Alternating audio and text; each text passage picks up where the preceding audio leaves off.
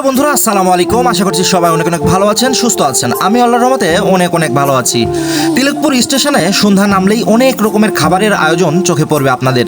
তার ভিতরে এই দোকানটা হচ্ছে একটা মাখার দোকান, যেটাতে পেয়ারা আনারস সবকিছুই মেখে মেখে বিক্রি করতেছে। আর এই মাখাটা আমি খেয়েছিলাম, আসলেই অনেক মজা ছিল এই মাখাটা। একদমই স্টেশনের পাশেই এই দোকানটা, ছোট্ট একটা দোকান, কিন্তু এই স্বাদ আসলেই অনেক মজা ছিল। প্রিয় বন্ধুরা, আপনারা তিলকপুরের ভিডিও আসলেই অনেক ভালোবাসেন, এই কারণে তিলকপুরকে সবার মাঝে পরিচয় করে দিতে আমি কিন্তু ভিডিও তৈরি করেই যাচ্ছি এবং আপনারাও কিন্তু বেশ সাড়া দিচ্ছেন। এই ভিডিওটাও কিন্তু বেশি বেশি শেয়ার করে দিবেন এবং সবাইকে দেখার সুযোগ করে দিবেন। আর এই দোকানটাতে আপনি যা কিছুই এনে দেন না কেন সেটাই মেখে আপনাকে দিবে।